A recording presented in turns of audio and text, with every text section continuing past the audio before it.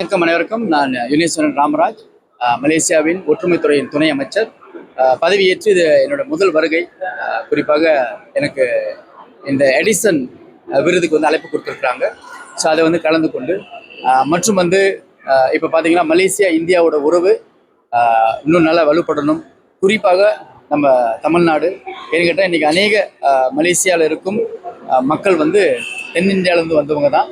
அதனால் வந்து காலகாலமாக நம்மளோட இந்த உறவு பாலங்கள் இன்னும் தொடர்ச்சியாக நீடிக்க வேண்டும் என்று அதன் நிமித்தமாக மற்றும் பிரதமர் சார்பாகவும் இன்னைக்கு வந்து இங்கே வந்திருக்கிறோம்.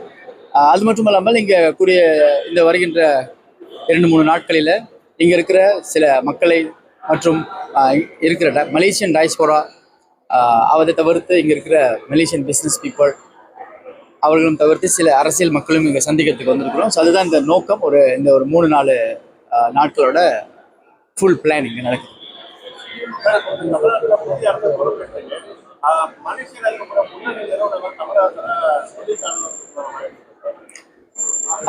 கண்டிப்பாக. ஏன்னா இப்போ இதுக்கு முன்னாடியும் வந்து நிறைய பிஸ்னஸ் சார்ந்த விஷயங்கள் வந்து தொடர்ச்சியாக நடைபெற்று கொண்டே இருக்குது.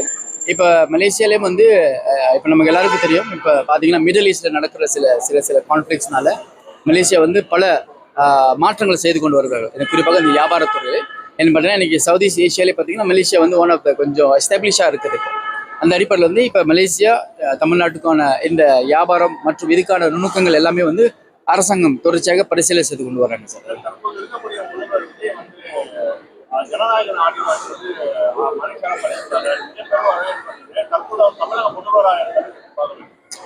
முதலாவது அவர் தமிழக முதல்வர் திரு சி ஜோசப் அவர்களுக்கு என்னோட மனமார்ந்த வாழ்த்துக்களும் மற்றும் பிரதமரும் அவருக்கு வாழ்த்து தெரிவித்திருந்தார். மலேசியாவிலிருந்து அவர் ஆடியோ லான்ச் செய்யும்போது மிகவும் பெரிய வரவேற்பு. ஏன்னா மலேசியா மக்கள் உலகமெங்கிலும் இன்னைக்கு மக்கள் அவருக்கு பெரிய ஆதரவு கொடுக்குறாங்க. முதல்ல அவருக்கு வாழ்த்து சொல்கிறோம். இரண்டாவது பார்த்தீங்கன்னா இன்னைக்கு குறிப்பாக தமிழ்நாட்டில் நிறைய இளைஞர்கள் அவர்களுக்கு வாக்கு அளித்திருக்கிறார்கள் மற்றும் இது வந்து மாற்றத்தின் ஒரு வாக்கு. மக்கள் வந்து தமிழக மக்கள் நிறைய எதிர்பார்ப்பு இருக்கிறது, மாற்றங்கள் வர வேண்டும். அதாவது பார்த்தீங்கன்னா இளைஞர்கள், மகளிர்கள் இப்படி நம்மளோட மாநிலத்தை நாட்டை முன்வைத்து மக்கள் வந்து அவர்களுக்கு வாக்களித்திருக்கிறார்கள். அதனால இது ஒரு பொறுப்பு சார்ந்த எதிர்பார்ப்பு சார்ந்த ஒரு அரசாங்கம் இருக்குது. அதனால நம்ம ரொம்ப நம்பிக்கை இருக்கு, அவர் சிறப்பாக செய்வார்ன்ற ஒரு நம்பிக்கை இருக்குது. கண்டிப்பாக போட்டித்தன்மைகள் இருக்கும், அதே போல அவர் சிறப்பாக செய்வாங்க. மலேசியாவில் கடுமையான சட்டம் போதை பொருட்கள் சமீபத்தில் கோலாலம்பூர்லேருந்து 10 கிலோ மெத்தப்பட்டவன் திருச்சியில் ஒரு 5 கிலோ கடுமையான தூக்கு தண்டனை இருக்கும். மலேசியாவிலிருந்து இதை எப்படி நீங்கள் தடுக்கிறதுக்கான என்ன முயற்சிகளை மேற்கொண்டிருக்கீங்க?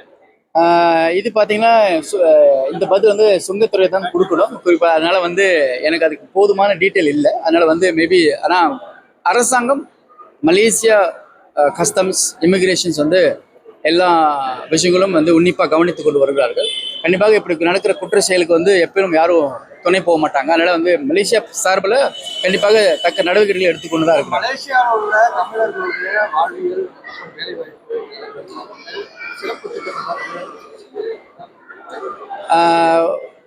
இன்னும் அதாவது அரசாங்க சார்பாக பேச்சுவார்த்தை நடந்து கொண்டு இருக்குது. மலேசியா இந்தியா சார்பில் நடந்து கொண்டு இருக்குது. குறிப்பாக தமிழகத்தில் வந்து சொல்லணும்னு சொன்னால் எங்களுக்கு இன்னும் அந்த இந்த டீட்டெயில்ஸ் ஒன்றும் கிடைக்கும் பொழுது இந்த 2-3 நாட்களில் கண்டிப்பாக உங்கள் எல்லாருக்கும் இந்த தகவலை நான் கண்டிப்பாக சொல்கிறேன்.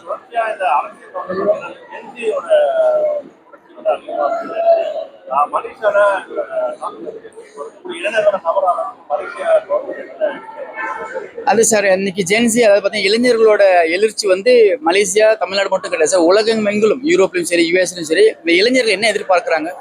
நல்ல வேலை, தரமான கல்வி, போதுமான வாய்ப்பு எதிர்பார்க்குறாங்க. அதனால வந்து எந்த அரசாங்கம் அவர்களுக்கு வந்து முக்கியத்துவம் கொடுத்து அதை முன்வைக்கிறார்களோ அப்போ இந்த எழுச்சி வந்து ஒரு தீர்வின் எழுச்சியாக தான் இருக்கும். அதை மக்கள் எதிர்பார்ப்பு பூர்த்தி அடையும். அதனால வந்து இது எல்லா இடத்துலையும் இது நடந்து கொண்டு தான் இருக்கு. இப்போ நானும் ஒரு இளைஞர் தான். ஸோ எங்களுக்கு தெரியும் என்ன எதிர்பார்ப்புகள் இருக்கிறது. அது கோரிக்கைகள் நிறைவேற்றினால் அது எதிர்பார்ப்பு நல்ல ஒரு சக்ஸஸாக முடியும். அதனால வந்து எல்லா அரசாங்கமும் தயாராக இருக்கணும். அதாவது பார்த்தீங்கன்னா இந்தியா மட்டும் கிடையாது, மலேசியா, தென்னிந்தியா எல்லா நாடுகளிலும் யூரோப், ஏஷியன் கண்ட்ரிஸ் எல்லாருமே இந்த தயார் நிலையில் தான் இருக்கிறாங்க சார். So thank you sir.